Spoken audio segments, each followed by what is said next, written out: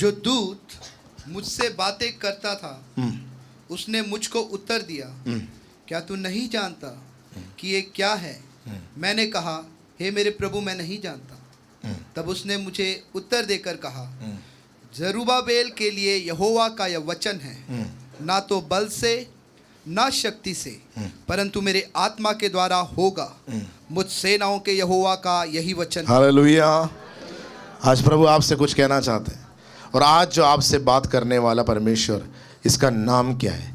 इसका नाम है, जोर से बोले, जोर से बोले, सेनाओं का यहोवा। सेनाओं को यहोवा को आज कुछ कहना है आपसे। वो क्या कहना चाहते हैं? वो ये कहना चाहता है, आत्मा के द्वारा सब होगा। बोलो, पवित्र आत्मा के द्वारा सब होगा। बोलो, आत्मा के द्वारा होगा। जो विषय आपको असंभव लगा, वो विषय आज आत्मा के द्वारा होगा। विश्वास करना। हालेलुया, आमीन। जरुब्बाबेल नाम के व्यक्ति, जो प्रभु के मंदिर का काम करने के लिए बुलाए गए व्यक्ति, आमीन, परमेश्वर का राज्य का बढ़ोतरी के लिए बुलाहट पाया हुआ व्यक्ति, उस व्यक्ति से भविष्यवक्ता के द्वारा परमेश्वर का वाणी आ रहा है। वाणी ये है, जरुब्बाबेल सुनो, ना तो बल से ना शक्ति से, पर मेरे आत्मा से सब कुछ होगा। हालेलुया। आज किसके लिए वचन है? उनके लिए वचन है जो प्रभु के राज्य का सेवा करना चाहते हैं, जो प्रभु के राज्य के काम को बढ़ाना चाहते हैं, जो कलीसिया के लिए खड़े होना चाहते हैं, जो प्रभु के सुसमाचार को लेकर जाना चाहते हैं, जो प्रभु के सेवा में लगे रहना चाहते हैं, जो प्रभु के भवन के विषय में ध्यान देने वाला हो, उनसे प्रभु को आज कुछ कहना है। वो ये है, पवित्र आत्मा के द्वारा तेरे द्वारा कार्य होने जा रहा है। हालेलुया। जरुब्बाबेल उन दिनों का बुलाए हुए व्यक्ति, उनके द्वारा मंदिर खड़े होना था। यीशु मसीह के आगमन से कई साल पहले की बात है। मंदिर खड़े होना था, मगर उस मंदिर खड़े होने के विरोध में, प्रभु का भवन बनाए जाने के विरोध में कुछ शक्तियां उठ खड़े हो गए। हालेलुया। आपके जीवन में भी प्रभु का काम होने से विरोध करने वाला शक्तियां हमेशा दिखते हैं, मगर डरने का जरूरत नहीं, घबराने का जरूरत नहीं है, हमें कमजोर होने का जरूरत नहीं है। प्रभु कह रहे, ना तो बल से ना शक्ति से, पर उसकी आत्मा के द्वारा वो सब खत्म हो जाएगा। तो अपना बल इस्तेमाल ना करना, अपना प्रयास में नहीं रहना, अपना कोशिश में नहीं, बल्कि प्रभु की आत्मा पर निर्भर रहना है। हालेलुया। अपने युक्तियां मत चलाना, अपना सोच मत चलाना, प्रभु का सोच, प्रभु की आत्मा के द्वारा जो प्रभु देता है, उसको इस्तेमाल करके देखो, तेरा काम हो जाएगा। हालेलुया। तो प्रभु यहां पर हियाव दे रहे हैं, यहां पर हौसला दे रहे हैं। प्रभु कह रहे हैं, हमें उनको देखकर डरो मत जो तेरे विरोध खड़े हैं। मेरे इस शब्द से उत्साहित और प्रेरित हो जाओ कि मैं आत्मा के द्वारा काम करने जा रहा हूं, आत्मा के द्वारा होगा। इसका मतलब शायद और कोशिश उन्होंने किया है, मगर प्रभु यहां पर समझाना चाहते हैं, बल से मत करो, शक्ति से मत करो, ये होगा आत्मा से। हालेलुया। जो पवित्र आत्मा से भरे रहता है, उनके द्वारा काम होता है। कौन सा काम? प्रभु का काम, प्रभु के राज्य का काम, परमेश्वर का भवन का काम, सेवकाई। हमें ये सब आपके बल से नहीं होगा, आपके शक्ति से नहीं होगा, परमेश्वर की आत्मा से ही होगा। हालेलुया। साल की आखिरी में हम आए हैं, प्रभु आपको इस्तेमाल करना चाहते हैं। ये तभी होगा जब आप पवित्र आत्मा से भरे रहता है। जब पवित्र आत्मा से भरे रहेगा, आपके द्वारा आत्मा का काम होना शुरू हो जाएगा। कौन सा शक्ति है जो खड़ा है? अगला वचन पढ़िए। हे बड़े पहाड़, बड़े, छोटा नहीं, बड़े पहाड़, तू क्या है? तू क्या है? हाँ, जरुब्बाबेल के सामने तू मैदान हो जाएगा, और वह चोटी का पत्थर या पुकारते हुए आएगा, उस पर अनुग्रह हो अनुग्रह। हालेलुया। जरुब्बाबेल के सामने तू मैदान हो जाएगा। आमीन। प्रभु आज आपसे कहना चाहते हैं कि आपके सामने पहाड़ खड़ा है। आमीन। वो पहाड़ बनकर ही नहीं रहेगा, वो आपके सामने मैदान बनने जा रहा है। हालेलुया। सबका पहाड़ अलग होगा, समस्याएं, परिस्थितियां, हालात अलग होगा, जो भी है। अगर आप ज़ेरुब्बाबेल के झुंड में है तो प्रभु, अगर आप प्रभु का भवन के विषय में लौलीन रखने वाला व्यक्ति है, प्रभु के मंदिर के विषय में जुनून रखने वाला व्यक्ति है, प्रभु के राज्य के विषय में आपके अंदर एक प्यास है, हालेलुया, तो आज आपको देखकर प्रभु कह रहे हैं वो पहाड़ तेरे सामने मैदान बनने जा रहा है। वो पहाड़ तेरे सामने मैदान बनने जा रहा है। नया नियम में भी पहाड़ों के बारे में बोलते हैं। यीशु ने कहा राई के दाने के समान अगर विश्वास है तो पहाड़ उखड़कर, तो पहाड़ को हटाने का, पहाड़ मैदान बन जाएगा, मतलब रास्ता खुलेगा। तो आगे नहीं जा पा रहे ना, तुम खड़ा है, तुम स्टक हो गए लाइफ में, तेरे लिए रास्ता खुलना है तो पहाड़ क्या होना है, मतलब पहाड़ वहां से हटना है। पहाड़ पहाड़ बनकर नहीं रहना है, उसके लिए एक ही कुंजी है नया नियम के अनुसार, विश्वास। राई के दाने के समान अगर विश्वास है तो पहाड़ क्या हो जाएगा, उखड़कर समुद्र में गिर जाएगा। और विश्वास आता कहां से? विश्वास पवित्र आत्मा के द्वारा आता है। विश्वास हमें देने वाला आत्मा है, क्योंकि ये हमारा विश्वास नहीं है, ये परमेश्वर का विश्वास है जो पहाड़ों को उखाड़ देता है। आज आपके जीवन के सामने जो खड़ा पहाड़ है उसको देखकर आज्ञा देने के लिए प्रभु से आत्मा के अभिषेक को मांगो, अनुग्रह को मांगो। प्रभु कह रहे तेरे सामने जो पहाड़ है वो ढलने का समय आ गया। आज सुबह घोषणा करने के लिए तैयार हो जाओ, पवित्र आत्मा में भर के जो भी आज बोलेगा वो तेरे सामने होने लगेगा यीशु मसीह के नाम से। हो सकता है जनवरी महीना से लेकर अक्टूबर महीना तक वो पहाड़ दिखाई दिया, मगर आज जब तुम ये बल को प्राप्त करता है, नवंबर में तो प्रवेश करते ही वो पहाड़ तेरे सामने से उखड़ जाएगा, उखड़ जाएगा, उखड़ जाएगा, उखड़ जाएगा। वो मैदान बन जाएगा, तेरे सामने रास्ता खुलेगा यीशु के नाम में। हालेलुया, आमीन। फिर लिखा और वह चोटी का पत्थर ये पुकारते हुए आएगा, आमीन। उस पर अनुग्रह हो, अनुग्रह, आमीन। तो यहां पर कह रहे मंदिर का काम होने जा रहा है ज़ेरुब्बाबेल के समय में। तो मंदिर का काम पत्थरों से होता है, आमीन। हम जानते हैं, लिखा है सीरे का पत्थर, कोने का पत्थर, वो यीशु मसीह है, आमीन। यहां पर लिखा है चोटी का पत्थर, कैपस्टोन लिखा है। एक है कॉर्नर स्टोन, दूसरा है कैपस्टोन। कॉर्नर स्टोन एक इमारत का शुरुआत में डाला जाता है, आमीन। यीशु मसीह इस कलीसिया का शुरुआत है, आमीन। उसी के द्वारा, पतरस बताते हैं, उसी के द्वारा हम भी मिले जुलकर, जोड़कर हमें भी रखा गया। और इस रीति से पत्थर के ऊपर पत्थर रख के, पत्थर के ऊपर पत्थर रख के ये मंदिर का काम, ये भवन का काम, प्रभु यीशु मसीह का देह का परिपूर्णता पृथ्वी में हो रहा है। और वो जल्दी आने वाला है। वो जल्दी आने से पहले ये मंदिर का काम पूरा हो जाएगा, पृथ्वी में ये कलीसिया का काम पूरा हो जाएगा।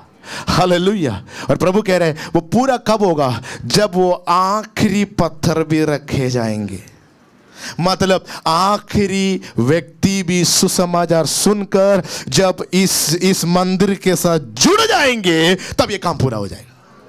हालेलुया। विश्व भर में, तो यीशु मसीह से चेलों ने एक दिन पूछा अंत कब आएंगे, कब अंत आएंगे? यीशु ने बोला जब राज्य का सुसमाचार आखिरी व्यक्ति तक पहुंचेगा तब अंत आएगा। उससे पहले युद्ध आएगा, उससे पहले युद्ध का आवाज आएंगे, जाति जाति से लड़ने लगेंगे, देश देश से लड़ने लगेंगे, तब अंत नहीं आएगा। अंत तब आएगा, वो सब अंत का शुरुआत होगा। अंत तब आएगा जब राज्य का सुसमाचार आखिरी व्यक्ति तक आएगा। हालेलुया। आज सुसमाचार का सेवकाई, प्रभु के राज्य का सेवकाई देश देश में फैल रहा है, राज्य राज्यों में फैल रहा है, भूखंडों में फैल रहा है, आमीन आमीन, गाँव गाँवों में, शहर शहरों में फैल रहा है, ताकि वो आखिरी व्यक्ति तक प्रभु के राज्य में जुड़ो और ये मंदिर का काम पूरा हो जाए। हालेलुया। तो ये काम होने से रोकने वाला हर पहाड़ गिर जाएगा। बोलो गिर जाएगा, बोलो गिर जाएगा। तेरे जीवन में प्रभु का काम होने से रोकने वाला हर प्रकार का पहाड़ आज तेरे अंदर कार्य करने वाले पवित्र आत्मा से मिलने वाला विश्वास के द्वारा यीशु के नाम से उखड़ जाए और वो समुद्र की गहराई में जाकर गिर जाने पाए। हालेलुया। पड़ोसी को देख बोल, हर पहाड़ ढल जाएगा, हर पहाड़ ढलेगा, हर पहाड़ ढलेगा। हालेलुया, आमीन। यशायाह नबी का पुस्तक 40 अध्याय उसका 4 वचन में लिखा है, आमीन आमीन, हर तराई भर जाएंगे, हर पहाड़ ढल जाएंगे। यशायाह नबी का पुस्तक 40 अध्याय उसका 4 वचन में लिखा है, यशायाह नबी ने ये वचन बोला है, हर एक तराई भर दी जाए। यस, पढ़िएगा, हर एक तराई भर दी जाए और हर एक पहाड़ और पहाड़ी गिरा दी जाए। हर एक पहाड़ और पहाड़ी गिरा दी। गिरेंगे नहीं, वो उसको गिराना पड़ता है। क्या लिखा है? गिरा दी जाए। गिराने का अधिकार अभिषेक पाए हुए लोगों के ऊपर है। इसलिए प्रभु ने वचन में लिखा है, कुछ बातों को गिरा डालने के लिए, कुछ बातों को ठा देने के लिए, कुछ बातों को रोपने के लिए, कुछ बातों को बनाने के लिए, कुछ बातों को नाश करने के लिए प्रभु ने तुम्हें बुलाया है। हालेलुया। यहां पर लिखा है, हर एक पहाड़ और पहाड़ी गिरा दी जाए, गिरा दी जाए। आमीन। मतलब आमीन, परमेश्वर के अधिकार के ऊपर विरोध में उठने वाला अधिकार, आमीन, वो सब गिरा दिया जाएगा। वो चाहे देश में हो, इलाकाओं में हो, या व्यक्तिगत जीवन में हो, या परिवार में हो, प्रभु के वचन के पहचान के विरोध में उठने वाला हर एक पहाड़ गिरा दिए जाएंगे। पौलुस इस बात को नया नियम में और अच्छे से समझाते हैं। दूसरा कोरिन्थी 10 अध्याय है उसका 4 वचन, दूसरा कोरिन्थी 10 अध्याय उसका 4 वचन, वहां पर भी एक लड़ाई के बारे में बता रहा है जो शारीरिक हथियारों से नहीं है। पढ़िएगा, क्योंकि हमारी लड़ाई के हथियार शारीरिक नहीं पर गढ़ों को ढा देने के लिए, गढ़ों को ढा देने के लिए, ढा देने के लिए। ढा देते कैसे? नीचे से ढा देते, ऊपर से गिराते कैसे? गिराते कैसे? नीचे से गिराते, ऊपर से गिराते? बोलो ऊपर से। ये कुछ ये हमारे मन के विषय में बता रहे, ठीक है। हमारे मन के अंदर ऐसे बातें उठ जाते हैं जो परमेश्वर के वचन के विरोध है, जो सच्चाई के विरोध है। हालेलुया। जो प्रभु ने आपके बारे में नहीं सोचा है, जो शायद आप खुद अपने बारे में सोच के बड़ा चौड़ा कर दिया। आमीन। उसको पौलुस कह रहे क्या करना है? बोलो ढा देना है, बोलो गिराना है। ढा देने के लिए परमेश्वर के द्वारा सामर्थ्य। अगला वचन पढ़िए। इसलिए हम कल्पनाओं का और हर एक ऊंची बात का, कल्पनाओं का और हर एक ऊंची बात का जो परमेश्वर की पहचान के विरोध में उठती है। देखो, परमेश्वर की पहचान के विरोध में इस बेटी के लिए कुछ कल्पनाएं और कुछ ऊंची बातें दुनिया ने सुनाई, मगर उनके परिवार ने क्या किया? उस चीजों को ढा दिया, गिरा दिया। बोले नहीं, वजन के अनुसार ये बेटी चंगी है, वजन के अनुसार ये बेटी सामर्थी है। जब ये करने लगा, वो बेटी आज चंगे होकर उठ खड़े हो गए। हालेलुया। ढा दो। ये है वो पहाड़। ऐसे अलग अलग पहाड़ आएगा। हमें राय के दाने के समान विश्वास है तो आप एक पहाड़ को गिरा सकते हैं। थोड़ा और विश्वास है तो 2 पहाड़ों को गिराएगा। थोड़ा और विश्वास है तो 3 पहाड़ों को गिराएगा। मैं आपसे बताऊं, पहाड़ों को गिराने वाला बन जाओ। हर ऊंची बड़ी पहाड़ों को गिरा डालने वाला झुंड बन जाओ। हालेलुया। इस पीढ़ी में प्रभु आपको वो सामर्थ दे, ना तो बल से ना शक्ति से, पर उसकी आत्मा के द्वारा कुछ पहाड़ों को ठा देने का अगुवाई पाने पाया। हालेलुया, आमीन।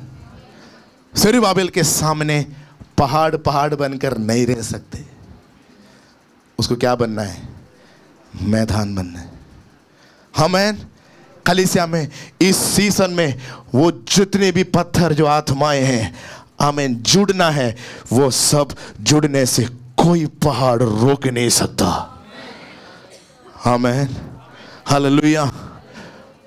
इस मंदिर का काम, इस भवन का काम आगे बढ़ते जाने पाए। एक बार हाथ उठाकर प्रभु से बोलेंगे, प्रभु इस भवन का काम आगे बढ़ते जाए। जितने चुने हुए पत्थर हैं आप जोड़ दें, आप ले आएंगे, आप जोड़ेंगे। इस क्रिसमस के सीजन में आप बहुत से ऐसे पत्थरों को ले आएगा और जोड़ देगा। हालेलुया, ताली बजाकर उसको महिमा देंगे। आमीन। तो ये सिर्फ कलीसिया के बारे में ही नहीं है, अपने व्यक्तिगत जीवन के लिए भी आप अप्लाई कर रहे हैं। यहाँ पर देखो, हम कल्पनाओं का और हर एक ऊंची बात का जो परमेश्वर की पहचान के विरोध में उठती है, वो पहाड़ बन जाते हैं हमारे अंदर। सोच सोच के हम उसको बढ़ावा दे के वो बड़ा पहाड़ बन जाता है। उसको क्या करना है? खंडन करना है।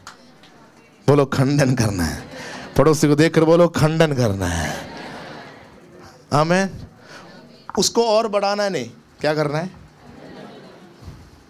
वजन से उसको खंडन करना है और हर एक भावना को कैद करके मसीह का आज्ञाकारी बना देना है। आमीन, हालेलुया। आप उसको जेल में डाल सकते हैं, वो सारे सोचों को जो प्रभु के वचन के विरोध में बोल रहा है। प्रभु आपके लिए आशीष के कारण बनेगा। इस साल के आखिर में आपके जीवन में बुराई नहीं, भलाई प्रभु देगा। बुराई का खबर आते हैं, उसको वचन के द्वारा उस पर जय पाना। हालेलुया। उन बातों को कैद कर देना, उसको जेल में डाल देना और तुम आजाद होकर रहना, उसको आजाद मत होने देना। आमीन। उसको सजा सुनाना। यीशु ने क्रूस पर उसका सजा सुनाया है। वो जेल से भाग के घूम रहे, आप वापस पकड़ के जेल में डाला। हाँ, वापस पकड़ कर जेल में डाला है। सजा सुनाया गया, कैदी है वो। किसने कहां पर सजा सुनाया? यीशु ने क्रूस के द्वारा सजा सुना चुका है, मगर वो हालेलुया फ्यूजिटिव बनकर भाग रहे। अब जानते हैं, जिनको कोर्ट ने सजा सुनाया, जेल में था, जेल से भागा वो बहुत सारे लोग हैं। समझ रहे हो आप? दीवार जम मारते कुछ लोग जेल से भी, आज भी जम, मगर वो कहीं इधर उधर घूमते हैं, नुकसान करते, पकड़ में नहीं आते। ऐसा ना हो। तेरे अंदर आने वाला हर दुष्ट का विचार, उसका सजा ऑलरेडी सुना चुका है, इसलिए तुम उसको पकड़कर वापस कैद में डालकर लॉक करके कुंजी तेरे पास है।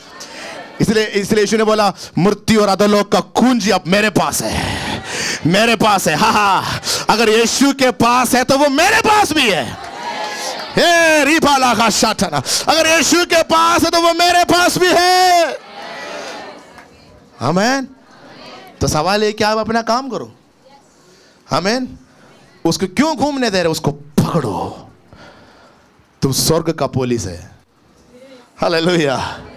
तुम स्पिरिचुअल पुलिस है। हमें इस प्रकार घूमने वाला हर दुष्ट के युक्तियों को, षड्यंत्रों को, योजनाओं को, कल्पनाओं को ठा देने का, गिरा डालने का, उसको कैद में डालकर लॉक करने का अधिकार मिला हुआ लोग है। हालेलुया। तो आज सुबह प्रभु आपसे कहना चाहते हैं, अगर आप जरुब्बाबिल है, मतलब प्रभु के राज्य के प्रति सेवा करना चाहते, प्रभु के राज्य में सेवा करना चाहते हैं, तो आप एक जरुब्बाबिल है। आपके सामने पहाड़ पहाड़ बनकर नहीं रहेगा, वो मैदान बनने जा रहा है, वो मैदान बनने जा रहा है। तो आपको उसके लिए क्या करना है? आपको आत्मा के द्वारा रोशनी देना है। क्या करना है? रोशनी देना है।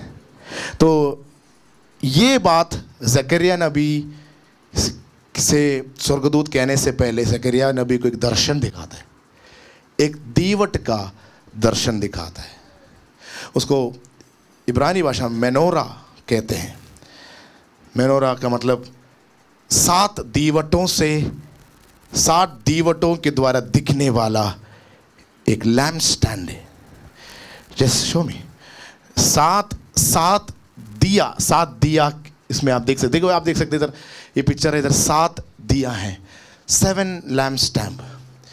इसमें इसके ऊपर, और वहाँ पर एक वर्णन है, पूरा पढ़ने का समय नहीं है। ज़करिया नबी को प्रभु कुछ दिखा रहे हैं, प्रभु ये दिखा रहे हैं कि ऐसा एक दीवट, आमीन, उसके ऊपर जैतून का 2 पेड़, आमीन, जैतून का 2 पेड़। तो प्रभु उनको समझाने लगा कि वो क्या है, ये सब क्या है।